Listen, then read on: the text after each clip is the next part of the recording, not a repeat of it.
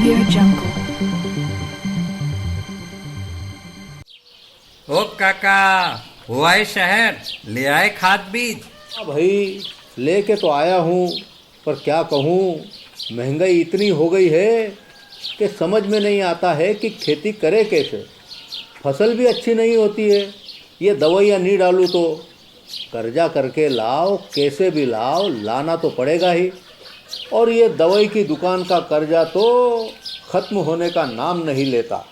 लाना तो मुझे भी है, पर सब कुछ इतना महंगा है, कहाँ से लाऊं, किससे खरीदूं, किसके पास सही दामों में मिलेगा और क्वालिटी उत्पाद भी मिलेगा या नहीं। अपनी फसलों की सही दवाओं के लिए दूर दूर तक शहरों में जाना और दवाओं को लाना पड़ता है। फसलों के लिए दवाएं सही है या नहीं, ये जानकारी भी नहीं होती। फसलों की कटाई पर सही दाम मिलेंगे या नहीं, इन तमाम मुश्किलों से दूर होने के लिए आइए खेती बाड़ी केंद्र। खेती बाड़ी केंद्र एक ऑनलाइन सेवा केंद्र है जिससे आप अपने मोबाइल के द्वारा जुड़ सकते हैं, जहां आपको अपनी खेती के लिए सही प्रकार की दवाएं मिलेंगी, वो भी होलसेल मूल्य पर।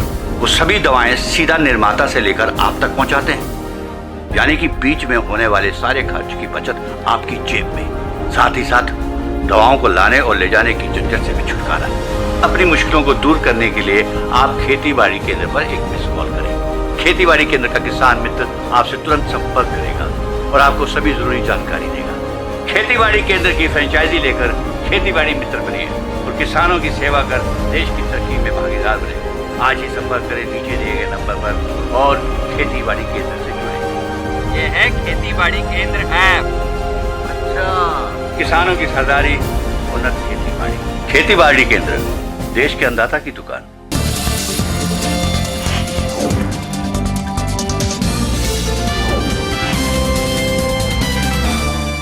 नमस्कार, स्वागत है आप सभी का देश देशांतर में। मैं हूं प्रीति सिंह। देश में कोरोना वायरस की दूसरी लहर कई तरह से पहली लहर से अलग है। कई नई बातें इस लहर को लेकर, इस बार के संक्रमण को लेकर डॉक्टरों और वैज्ञानिकों के सामने आ रही हैं। इस बार वायरस के रूप बदलने की बात तो सामने आ ही रही है। पिछले बार के मुकाबले इसके प्रभाव में भी बदलाव दिख रहा है और इसमें एक अहम पहलू यह है कि इस बार वेंटिलेटर की आवश्यकता की जगह ऑक्सीजन की ज्यादा जरूरत महसूस हो रही है। देश में मेडिकल ऑक्सीजन की अधिकतम खपत महाराष्ट्र, गुजरात, मध्य प्रदेश, उत्तर प्रदेश, कर्नाटक, तमिलनाडु, दिल्ली जैसे राज्यों द्वारा की जा रही है और इसके बाद छत्तीसगढ़, पंजाब, राजस्थान का भी स्थान आता है। संक्रमण के बढ़ते मामलों के साथ मेडिकल ऑक्सीजन की खपत को राज्यों की आवश्यकताओं के साथ तालमेल रखना जरूरी है। देश में कोरोना की दूसरी लहर के बीच ऑक्सीजन की मांग के अनुरूप ऑक्सीजन की सप्लाई को लेकर कई बड़े कदम उठाए जा रहे हैं। ऑक्सीजन को लेकर केंद्र सरकार के आंकड़ों को अगर देखें तो इस वक्त देश में ऑक्सीजन की कोई कमी नहीं है। सभी प्लांट पूरी क्षमता से ऑक्सीजन का प्रोडक्शन कर रहे हैं। 12 अप्रैल को जो आंकड़े जारी किए गए उसके मुताबिक देश में रोजाना 3,842 मीट्रिक टन ऑक्सीजन की खपत है, जबकि प्लांट में रोजाना 7,287 मीट्रिक टन ऑक्सीजन का प्रोडक्शन हो रहा है। यानी जितना उत्पादन, जितना प्रोडक्शन हो रहा है उसके मुकाबले करीब 54% ऑक्सीजन की ही खपत हो रही है। और अगर सरकार की माने तो 12 अप्रैल तक 50,000 मीट्रिक टन ऑक्सीजन का स्टॉक भी था। इसमें मेडिकल और इंडस्ट्रियल ऑक्सीजन दोनों शामिल थे। अब सरकार ने इंडस्ट्रियल ऑक्सीजन पर रोक भी लगा दी है। आज हम देश देशांतर में चर्चा करेंगे और जानेंगे कि कोरोना की दूसरी लहर और जो ऑक्सीजन प्रबंधन है उसको लेकर तमाम पहलुओं पर चर्चा करेंगे। और इस चर्चा में मेरे साथ दो खास मेहमान शामिल हो रहे हैं। मेरे साथ हैं Dilip Chinoy, secretary general FICCI. साथ ही मेरे साथ हैं डॉक्टर के Madan Gopal, senior consultant health, NITI Aayog. आप दोनों मेहमानों का बहुत बहुत शुक्रिया मेरे साथ इस चर्चा में शामिल होने के लिए। डॉक्टर गोपाल, पहले आपसे शुरुआत करूंगी और मैं चाहूंगी पहले आप थोड़ा सा समझाएं कि अभी देश में स्थिति क्या है, संक्रमण की जो दूसरी लहर है उसके बाद फिलहाल क्या स्थिति दिख रही है ऑक्सीजन के उत्पादन और खपत को लेकर। धन्यवाद प्रीति जी। जैसा कि आप देख अभी सभी लोग को विदित है कि सेकेंड वेव चल रहा है, तो आज 2.94 लाख केसेस पर डे आए हैं। जब हम लोग ने शुरुआत में जब इसका आकलन किया था कि कितनी हमारी तैयारी होनी चाहिए, उसके हिसाब से जब तैयारी के बारे में जब हम लोग ने प्रिपेयरनेस लेवल की बात करी थी, उस समय ये हम लोग की स्थिति स्पष्ट थी कि हमें इस लेवल तक की तैयारी हमारी होनी चाहिए। कितने आईसीयू बेड चाहिए, कितने ऑक्सीजन बेड चाहिए, कितने आपके वेंटिलेटर होने चाहिए, कितने हम आइसोलेशन में रखेंगे और कितने हम लोग क्वारंटाइन में रखेंगे, वैसी एक व्यवस्था की गई थी। लेकिन केसेस बढ़ रहे हैं जैसा भी पहले अनुभव होता है, अगर आप उसको समझना है तो ये ऐसा समझना चाहिए कि अगर 100 कोविड के केस होते हैं तो उसमें से 80 केस एसिम्टोमेटिक या प्री सिम्टोमेटिक होते हैं, जो आप होम आइसोलेशन या उसमें, मैं खाली जो पॉजिटिव टेस्ट उनकी बात कर रहा हूँ। अगर 100 पॉजिटिव केस हैं तो 80 केस को होम आइसोलेशन में ही आप देख सकते हैं। पहले उनको कोविड केयर सेंटर में देखते थे। बाकी बचते 20 केसेस में से 17 मॉडरेट होते हैं, जिनको नॉन आईसीयू केयर या उनको अस्पताल में रखने की आवश्यकता पड़ती है, प्लस 3 सीवियर केसेस होते हैं। 17 में से, दैट मीन्स 20 में से 17 आपके मॉडरेट होते हैं और 3 आपके सीवियर केस होते हैं। सीवियर केस को आप आईसीयू लेकर आते हैं, जिनको रखना पड़ता है। तो उसी के हिसाब से आपका जो व्यवस्था होती है कि आपको उसी हिसाब से व्यवस्था करनी है। जब हम लोग ने प्रोजेक्शन किए थे इसके, तो उस समय जब बात किया था कि हमें इन्वेसिव वेंटिलेशन की कितनी जरूरत पड़ेगी, मैं इसलिए आ रहा हूँ कि आप ऑक्सीजन डिमांड को समझ सकें। तो invasive ventilation, non invasive ventilation होता है। इन्वेसिव मीन्स आपने ट्यूब डाला है, नॉन इन्वेसिव मीन्स बिना ट्यूब डाले वेंटिलेशन होता है। प्लस उसके नॉन वेंटिलेटेड बेड्स होते हैं जिसमें आपको ऑक्सीजन की आवश्यकता पड़ती है। जैसे औसतन आप जो अभी तक की जो खपत देखी गई है, जो पिछले जो आंकड़े हैं उसमें जो खपत देखी गई है, एक पर्टिकुलर डे में जैसे आज की खपत देखी कि 0.4% लोग आपके आईसीयू में रहते हैं वेंटिलेटर सपोर्ट पे। बाकी करीब 11% जो आज के दिन में केसेस हैं उनको ऑक्सीजन की आवश्यकता पड़ती है। तो उस हिसाब से आप देखेंगे, जैसे आज हमारे 22 लाख एक्टिव केसेस हैं, तो 11% लोगों को ऑक्सीजन की आवश्यकता पड़ेगी और पड़ रही है। तो उसके लिए जो आपने जैसे बताया कि करीब करीब जो पुराना जो वो था, आंकड़ा था कि 3500 मेट्रिक टन की खपत हो रही है जो यूज हो रहा है इनको सपोर्ट करने के लिए।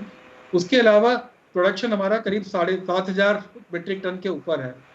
लेकिन आप देखेंगे कि बहुत सारा नॉन कमर्शियल यूज है, इसमें प्रोडक्शन काफी है लेकिन उत्पादन आपका पूर्वी क्षेत्र में है, रिक्वायरमेंट आपकी पश्चिमी क्षेत्र में। तो इस तरह का मिसमैच है, पूर्वी क्षेत्र से कैसे पश्चिमी क्षेत्र में लेकर आना। इसलिए आपने देखा होगा कि ऑक्सीजन के एक्सप्रेसेस चल रहे हैं, रेलगाड़ी से आपको ऑक्सीजन का यहाँ से वहाँ आपका सप्लाई किया जा रहा है क्योंकि उत्पादन वहाँ ज़्यादा है। उसके अलावा ऑक्सीजन कहाँ यूज होता है, एक तो स्टील प्लांट्स में यूज होता है, कुछ फार्मास्यूटिकल्स में यूज होता है, जहाँ पे वायल्स और ग्लास के वो बनाते हैं वहाँ यूज होता है। तो अभी जो व्यवस्था करी है, जो रिक्वायरमेंट्स है ऑक्सीजन की, तो इन 11% जो आपके आईसीयू एंड जो ऑक्सीजन सपोर्टेड बेड्स है, जबकि 22 लाख लोगों में से 11% आप देखें 2 लाख से ऊपर लोगों को ऑक्सीजन की आवश्यकता पड़ेगी पूरे देश में। और लेकिन जो डिस्ट्रीब्यूशन क्योंकि अनइवन है, उसलिए आपको इस तरह की खबरें आती, कहीं कम हो गई कहीं ज़्यादा हो गई। और ये जो कोविड बीमारी है, कोविड बीमारी में ऑक्सीजन एक बहुत ही अच्छा टेक्नोलॉजिकल जो हमें सपोर्ट मिला था कि ऑक्सीजन सैचुरेशन को मापने का। जी जी। जैसे ही ऑक्सीजन सैचुरेशन हमारा 94 से या 90 से कम होता है तो उनको ऑक्सीजन सपोर्ट देते हैं, तो वो धीरे धीरे क्रमशः वो बाहर निकल आता है बीमारी से। बीमारी के अगर 7-10 दिन निकल जाते हैं तो उसके बाद उसका सैचुरेशन वापस आने लगता है, शरीर अपना सैचुरेशन लेवल इंक्रीज करने लगता है। तो उस तरह की व्यवस्था है। लेकिन ऑक्सीजन जो बेड्स जो प्रोजेक्शन थे, अभी तक के जो प्रोजेक्शन किए थे उसके हिसाब से बिल्कुल हमारे पास ऑक्सीजन बेड्स काफ़ी उपलब्ध है। लेकिन ऑक्सीजन का जो क्योंकि डिस्ट्रीब्यूशन है, कहीं ज़्यादा आवश्यकता पड़ रही, कहीं ज़्यादा उत्पादन हो रहा है, उन दोनों के उसके लिए सरकार भी काफ़ी कदम उठा रही है उसके लिए। बाकी आगे जब आप प्रश्न पूछेंगे तो मैं आपको और इसके बारे में बिल्कुल बिल्कुल हर पहलू पर हम बात करेंगे डॉक्टर गोपाल आगे।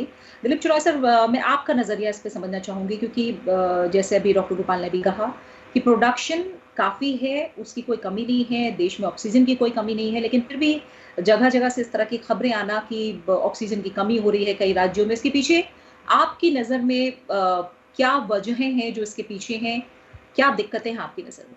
जैसे मदन गोपाल जी और जैसे कहा था आपने कि यहाँ पे प्रोडक्शन जो है ऑक्सीजन का वो काफी है, लेकिन डिमांड सप्लाई में एक मिसमैच है।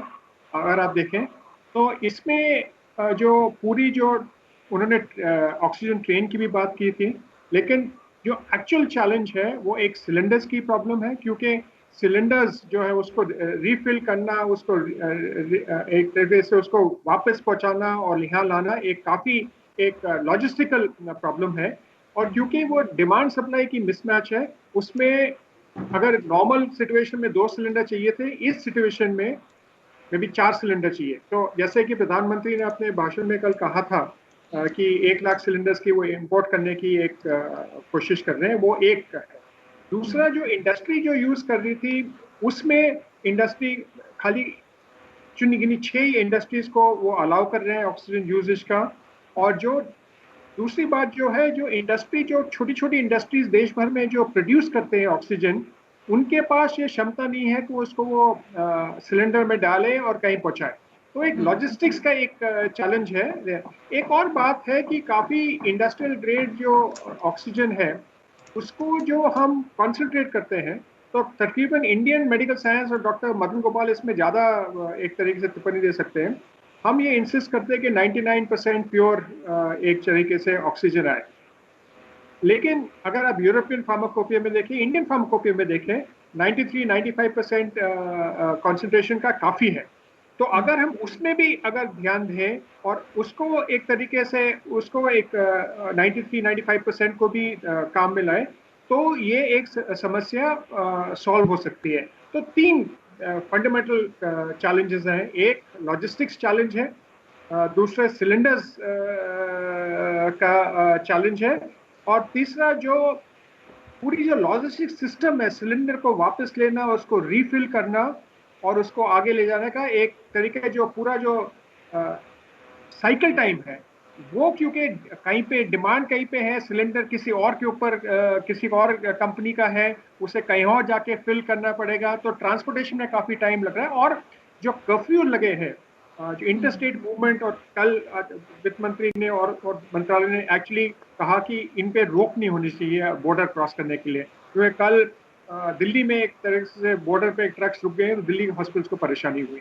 तो अगर आप देखें तो इन तीनों चीज़ पर अगर हम ध्यान दें और इनको सॉल्व करें, तो आगे जा करके जो ऑक्सीजन की ज़रूरत है वो पूरी तरह से उपलब्ध होगी। ठीक है डॉक्टर गोपाल, जो पहलू यहाँ पर चुनाव सर ने भी बताए हैं, लॉजिस्टिक्स के पहलू को लेकर, डिस्ट्रीब्यूशन के पहलू को लेकर, अभी जो फिलहाल बड़े कदम इन तमाम बाधाओं को दूर करने के लिए उठाए जा रहे हैं, उनके बारे में थोड़ा बताइए, और उसका असर अब कितनी जल्दी दिखेगा फिर हमें? इसकी शुरुआत तो हो गई है।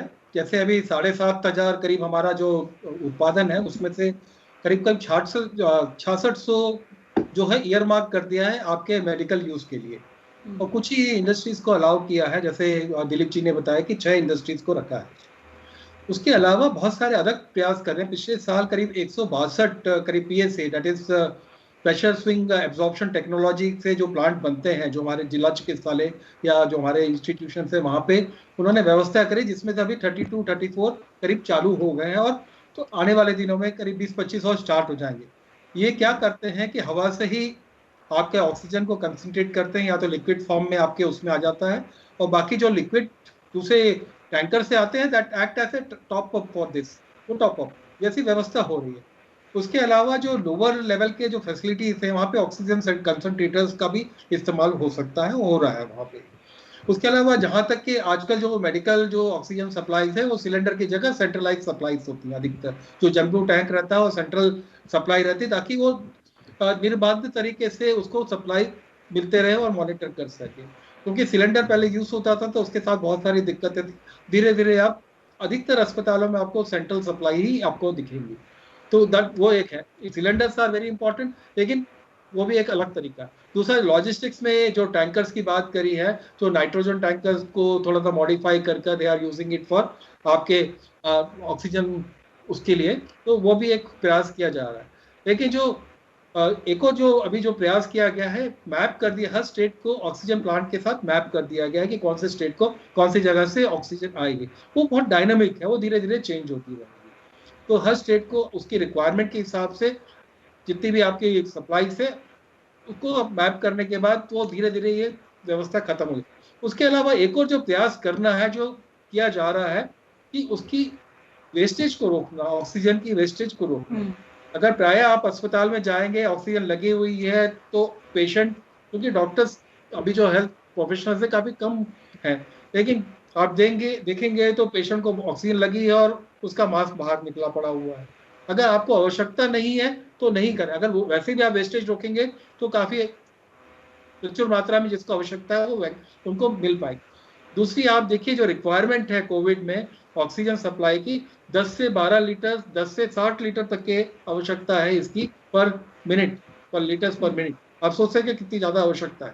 अगर सीवियरिटी ज्यादा है हाई फ्लो नेजल, उसमें 60 लीटर प्रति तक के आवश्यकता पड़ती है जो आपको सप्लाई। लेकिन अगर कोई वेस्टेज हो रहा है कोई अस्पताल में, पहले एक प्रबंधन कमेटी थी फर्स्ट, उसमें इस बार फिर से रीएक्टिवेट कर दिया गया उन कमिटीज को, ताकि ये वेस्टेज के ऊपर ध्यान रख सके, आवश्यकताओं को अच्छे से मूल्यांकन कर सके और उन आवश्यकताओं के हिसाब से वो उसको इंडेंट भी कर सके हमें कितनी जरूरत पड़ेगी। तो इस तरह के एक ऑडिट भी चल रहा है, ऑडिट की व्यवस्था भी हुई है ताकि हम लोग इसकी व्यवस्था को ठीक से संचालन कर सकें।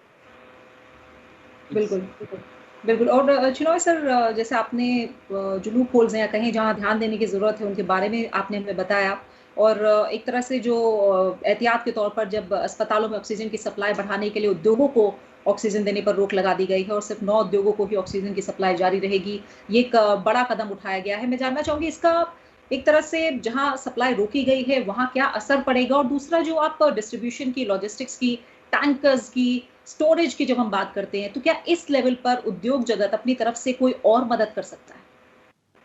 तो प्री, जैसे आपने कहा कि जो सेक्टर जहाँ पे उन्होंने रोक लगाई हुई है, अभी फिलहाल हमारे 2 इम्पोर्टेंट मंत्रियों से डिस्कशन हुआ था, पीयूष गोयल जी से और फाइनेंस मिनिस्टर से।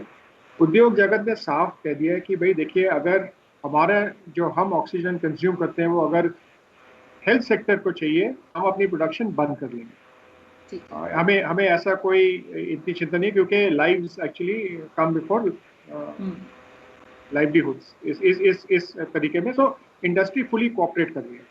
दूसरे कई इंडस्ट्री ने 3-4 जो, जैसे कि डॉक्टर मदन गोपाल ने कहा था कि नाइट्रोजन और आर्गन के जो ट्रक्स टैंकर्स हैं उनको मॉडिफाई करके उनको करने के लिए इंडस्ट्री वहाँ पे भी सामने आई और वो मॉडिफिकेशन करके उनको एक तरीके से कर दिए। इंडस्ट्री भी ये भी कह रही है कि अगर हम जो, जैसे मैंने अपने पहले उसमें कहा था कि छोटे छोटे उद्यमी हैं जो ऑक्सीजन प्रोड्यूस कर रहे हैं, लेकिन उनको ये पता नहीं कहाँ पर पहुँचाए, कैसे पहुँचाए, क्योंकि जो बड़े हॉस्पिटल्स या जो मीडियम हॉस्पिटल्स हैं वहाँ पे तो सेंट्रलाइज ऑक्सीजन सिस्टम होता है, जैसे डॉक्टर मदन गोपाल ने कहा था। लेकिन जो छोटे छोटे नर्सिंग होम्स हैं, अलग सेंटर्स, और जो करीब वहाँ पे जहाँ पे सिलेंडर्स यूज़ होते हैं, उनके पास ये सुविधा नहीं है। तो ये एक तरीके से इंडस्ट्री एकजुट करके ये करे कि हम कैसे इसको एक्चुअली बढ़ाएं। और कोई कंपनीज जो हैं सिलेंडर्स को इंपोर्ट कर रही हैं, कोई कंपनीज ने बोला कि हम टैंकर भी लेके आ सकते हैं। तो काफ़ी एक तरीके से ये प्रयास है, क्योंकि अभी एक अगर इस चर्चा से हम ये एक तरीके से बात नहीं फैलनी चाहिए कि ऑक्सीजन की शॉर्टेज है, कोई आप ऑक्सीजन रखें, वो परिस्थिति नहीं है, ठीक है। और सरकार मिलकर के, सब मिलजुल के, सारे स्टेक होल्डर्स मिल करके अगर आगे ज़रूरत पड़ी ज़्यादा और ऑक्सीजन की, उनको फ्यूचर के लिए कैसे ऑक्सीजन सप्लाई जारी रखें और उसको कैसे करें, ये एक काफ़ी स्तर पे ये काम चल रहा है। एक सेक्रेटरीज के अंदर एक ग्रुप है और वो भी रिव्यू कर रहा है, गैस मैन्युफैक्चरर से, इक्विपमेंट मैन्युफैक्चरर से, इंडस्ट्री से, कई संस्था भी उनके साथ जुट गई हैं। तो ये एक काफ़ी अच्छा, और कोई स्टार्टअप्स भी हैं जो उन्होंने जो आपकी जो ट्रांसपोर्टेशन जो प्रॉब्लम है उसको सॉल्व करने के लिए एल्गोरिथम्स बना रहे हैं कि भाई ये शॉर्टेस्ट रूट है, यहाँ पे है। तो अलग अलग तरीके के स्टेक होल्डर्स उसमें जुड़े हुए हैं कि किसी पेशेंट को कहीं कोई परेशानी न हो ऑक्सीजन के कमी के। लेकिन जो पहले उन्होंने, मैं ये बात फिर से दोहराना चाहता हूँ कि अगर आप 100 कोविड पेशेंट लें तो बहुत ही कम परसेंटेज को ऑक्सीजन की ज़रूरत है, और जिनको घर पे नॉर्मल केयर से या सेल्फ आइसोलेशन से होती है उनकी ऑक्सीजन की ज़रूरत नहीं है। अगर वो ऑक्सीजन यूज़ करें तो फिर एक प्रॉब्लम हो जाएगी, क्योंकि उनको वैसे ज़रूरत नहीं है। नॉर्मल हॉस्पिटल केयर में आईसीयू में नहीं जाना वो ठीक है। और जो वेस्टेज की जो बात की थी मिस्टर मदन गोपाल ने, वो उसके ऊपर भी ध्यान देना चाहिए। तो ये एक सब मिल करके ऑक्सीजन की जो यहाँ पे जो पूरा रिक्वायरमेंट है उसको पूरा कर सकते हैं। इंडस्ट्री ने साफ कहा है कि चाहे वो ऑटो सेक्टर हो, चाहे वो दूसरे सेक्टर्स हो, या वेल्डिंग में काम आते हैं, फैब्रिकेशन वाले में, उन्होंने कहा कि भाई जब तक ये मेडिकल इमरजेंसी है हम नहीं लेंगे, लेकिन अगर हम किसी गवर्नमेंट डिपार्टमेंट को सप्लाई कर रहे हैं, कोई टेंडर में सप्लाई कर रहे हैं, तो हमें एक एक्सटेंशन दिया जाए और हमारे कोई डैमेजेस न लग जाए क्योंकि आपने ऑक्सीजन का सप्लाई रोका है। ये एक रिक्वेस्ट है इंडस्ट्री की, जो पिछले टाइम जब ये कोविड 1.0 के लॉकडाउन 1 हुआ था वगैरह, वहाँ पे उन्होंने गवर्नमेंट ने ये अनाउंस कर दिया था। तो ये मेरे ख्याल ये भी इस टाइम भी होगा और इंडस्ट्री को एक तरीके से दिक्कत नहीं होगी। ठीक है डॉक्टर गोपाल, जैसे चुनाव सर ने कहा है कि इंडस्ट्री अपनी तरह से पूरी तरह से तैयार है और जिस पर वो दोबारा जोर दे रहे हैं कि ऑक्सीजन की कमी हमारे देश में बिल्कुल भी नहीं है, उत्पादन बहुत है। और अब धीरे धीरे जो रिव्यू की भी बात की उन्होंने, हम जानते हैं कि DPIIT, स्वास्थ्य और परिवार कल्याण मंत्रालय, इस्पात मंत्रालय और गंभीर रूप से प्रभावित जो विभिन्न राज्य हैं, ऑक्सीजन विनिर्माता हैं, उनके प्रतिनिधियों सहित जो अलग अलग स्टेक होल्डर्स हैं, उनके साथ पेट्रोलियम और यहाँ तक कि विस्फोटक सुरक्षा संगठन, अखिल भारतीय औद्योगिक गैस विनिर्माता संगठन संघ और उनके अधिकारी के बीच रोज एक तरह से हम देखें तो डेली रिव्यू हो रहा है, रोज विचार विमर्श हो रहा है और उसके आधार पर जो प्रभावित राज्य हैं उनको मेडिकल ऑक्सीजन की आपूर्ति के लिए एक तरह से हम कहें कि डेली मैपिंग की तैयारी चल रही है, और ताकि जो आपूर्ति हो, सप्लाई हो, वो बिना किसी बाधा के हो सके। यानी इसको लेकर बड़े स्तर पर काम भी चल रहा है और जैसा आपने कहा कि इसका असर भी काफी जल्दी दिखाई देगा हमें। आपने जो बातें कही हैं, कहीं ना कहीं उसमें हम समझे, एक पहली बात ये कि जो संक्रमण दोबारा हुआ उसमें ऑक्सीजन की इतनी बड़ी मात्रा में जरूरत अलग अलग जगहों पर पड़ेगी, ये हमें पहले से नहीं पता था। और अब जब ये बातें सामने आई हैं, उसके बाद जो कदम उठाए जा रहे हैं, कहीं ना कहीं अब इंडस्ट्री की बात आ गई, वो अपनी तरफ से तैयार है, जो प्रोडक्शन है वो भी अपनी तरफ से पूरा है, जो समन्वित प्रयास है राज्यों के बीच बाकी स्टेक होल्डर्स के साथ अगर हम बात करें, कहीं ना कहीं वो समन्वय की भी बहुत ज्यादा जरूरत है क्या हमें राज्यों के साथ? ऐसा नहीं है कि जैसे आपने देखा होगा कि जब पूर्व में तैयारी हुई थी, जब हम लोगों ने जब तैयारी करी थी कि करीब 1.5 लाख केसेस प्रतिरोज अगर आएंगे, तो उसकी तैयारी तो हमारे पास पहले से थी। और जो ऑक्सीजन बेड्स बन गए थे उस समय, जो पूरा पहले वेव के समय हम लोग ने तैयारी करी थी ऑक्सीजन बेड्स की, वो ऑक्सीजन बेड्स करीब 2.5 लाख तक के पहुंच जाते। वो राष्ट्रीय स्तर का औसत की बात कर रहा हूँ। लेकिन क्योंकि अब जो इन्फेक्शन है सब जगह एक साथ नहीं है, कुछ राज्यों में ज्यादा है, कुछ राज्यों में कम है, अभी धीरे धीरे इन्फेक्शन पश्चिम से पूर्व की तरफ इस तरह से प्रसार हो रहा है। तो जिन राज्यों में औसतन जो निर्माण होना था, जो व्यवस्था होनी थी, व्यवस्था तो थी, करीब 2.5 लाख, अगर आपके पास 2,70,000 करीब आपके पास ऑक्सीजन बेड थे, वो व्यवस्था थी। लेकिन आप जैसा अभी थोड़ी देर पहले आपको बताया कि जितने एक्टिव केसेस होते हैं प्रतिदिन, अगर ऑक्सीजन देखा जाए तो करीब 11% लोगों को ऑक्सीजन की आवश्यकता पड़ती है। जैसे आज हमारे देश में 22 लाख हैं, 22 लाख के 11 देखिए तो उतने आपको बेड्स निकल आएंगे, लेकिन ऑक्सीजन होगा नहीं होगा, बिकॉज वो डिस्ट्रीब्यूशन की समस्या है। जो जैसे अभी थोड़ी देर पहले हम लोगों ने बात किया कि कहीं ज़्यादा उत्पादन है, कहीं कम है। लेकिन एक अच्छी बात है कि एम्पावर्ड ग्रुप है जो बनाए गए थे कोविड को दिशा और पॉलिसी निर्धारण करने के लिए, उसमें वो सतत निगरानी बनाए हुए हैं। जैसे अभी थोड़ी देर पहले बताया कि मैपिंग हो चुकी है, कौन से ऑक्सीजन प्लांट से कौन से राज्य का संबद्ध किया गया है, तो वो उस तरह की एक निगरानी रखी गई है। ऐसा नहीं है कि तैयारी नहीं थी, लेकिन केसेस एकदम से आगे बढ़ गए हैं, एकदम से। इस बार क्या लोग बेफिक्र हो गए। पिछले बार जो था गार्ड बिल्कुल ठीक था, हम बहुत सारे लोग निकले नहीं थे। इस बार सब लोग एक्सपोज हो गए और इन्फेक्शन की जांच कराने के लिए थोड़ा समय लग रहा है, तो सीवियरिटी ज़्यादा आ रही है, एक साथ आवश्यकता ज़्यादा पड़ रही है। अब धीरे धीरे जब लोग जागरूक होंगे, जल्दी से टेस्ट कराएंगे, तो धीरे धीरे इसके ऊपर नियंत्रण आ जाएगा। लेकिन तैयारी उसी दिशा में आगे बढ़ भी रही है और तैयारी हमारी है भी। बिल्कुल। और चुनाव सर, अब हम जानते हैं कि स्वास्थ्य मंत्रालय ने भी जानकारी दी है कि 162 अतिरिक्त ऑक्सीजन प्लांट को मंजूरी दी जा चुकी है और राज्यों ने केंद्र से 100 से अधिक प्लांट के लगवाने का आग्रह किया, और जिसके बाद 162 अतिरिक्त प्लांट को मंजूरी दी गई है। हम जानते हैं कि संक्रमण जिस तरह से बढ़ रहा है उसे देखते हुए आगे तक की अब तैयारी है, ताकि ऑक्सीजन के प्रोडक्शन की फिर से मैं बात करें उस पर भी कोई कमी ना हो, और जो सप्लाई और डिस्ट्रीब्यूशन को लेकर आप लोगों ने तमाम बातें बताई हैं उस पर भी काफी कुछ किया जा रहा है, ताकि किसी तरह की कमी ना हो। इसके बाद क्या हम माने बहुत जल्दी आने वाले समय में जो एक तरह से हम कहें उद्योगों के लिए जो रोक लगाई गई है वो हम हटती देख सकते हैं, क्योंकि इसका एक, आप लाइवलीहुड की बात कर रहे थे, क्योंकि इसका एक वृहद असर भी आगे जाकर होना है। तो क्या इन तैयारियों के मद्देनजर हम माने कि आगे जाकर ये जो रोक है वो हटेगी और बहुत चीजें स्मूथ हो सकेंगी जल्दी? बिल्कुल, आपने बिल्कुल सही कहा। जैसे आपने डीपीआईटी की जो कमेटी की बात की थी, वो सेक्रेटरी डीपीआईटी के निर्देश में अंडर हिम इट इज वो है, और हमें ये इंडस्ट्री को ये आश्वासन दिया गया है कि जैसे ही स्टेबलाइज हो जाएगा सिचुएशन, वैसे इंडस्ट्री को एक तरीके से ऑक्सीजन मिलना शुरू हो जाएगा। और जो वो कह रहे हैं कि अगले हफ्ते तक पहला रिव्यू होगा, क्योंकि ये अगला हफ्ता एक तरीके से बहुत ही क्रिटिकल स्टेज पे है, और ये भी पता चल जाएगा कि क्या कर्व किस दिशा में जा रही है।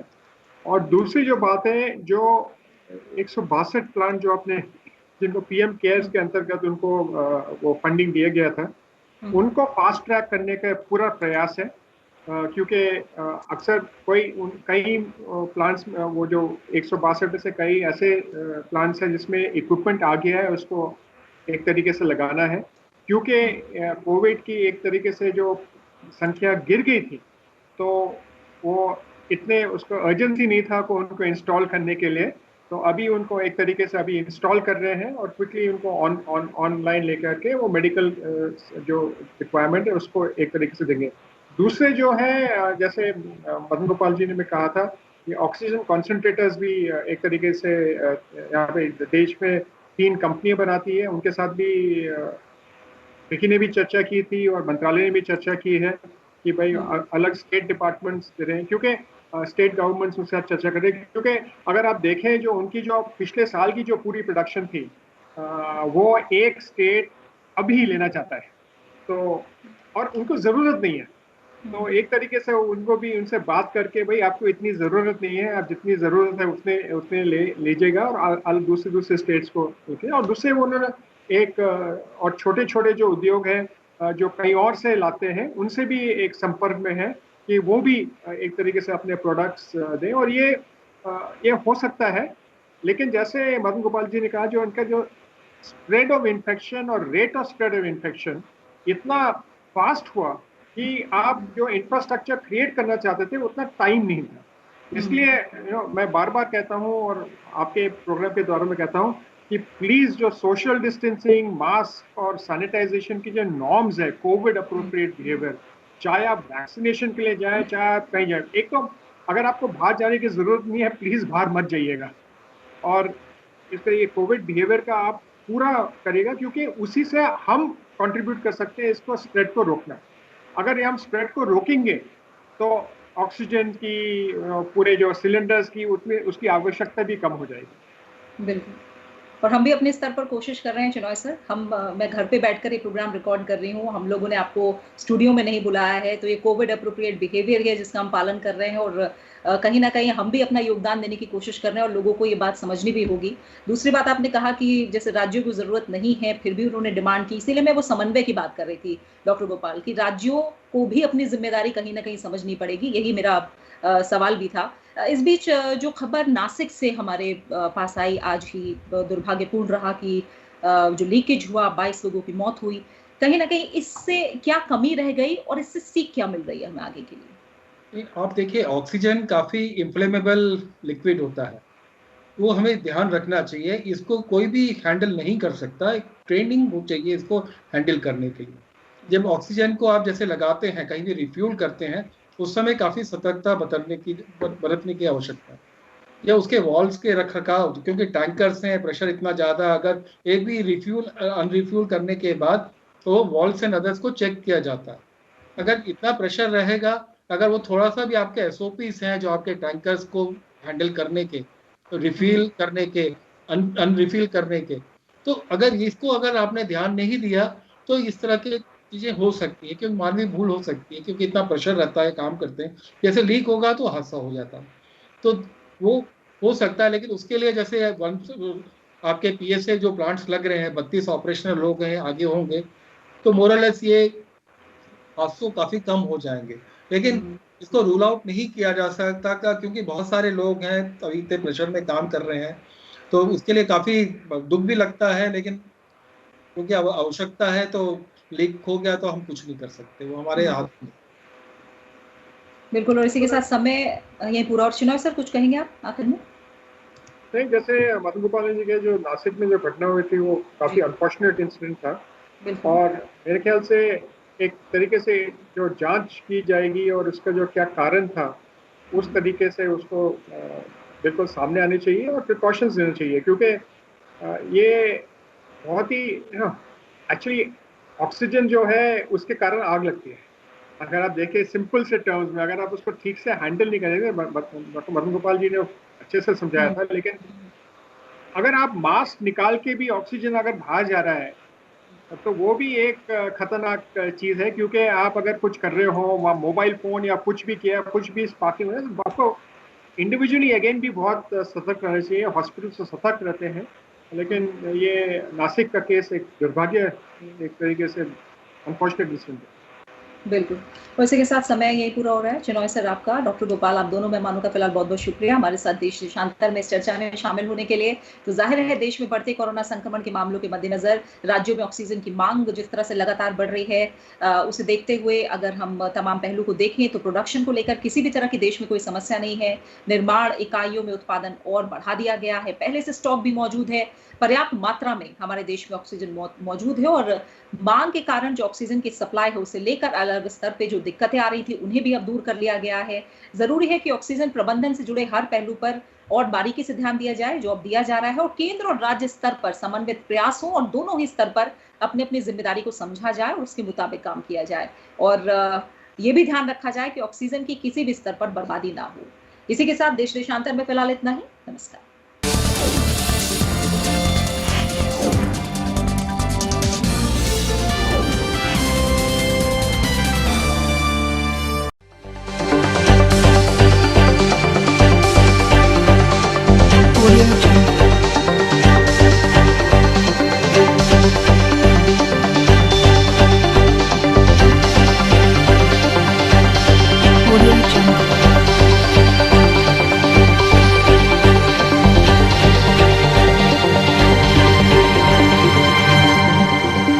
Audio Jungle.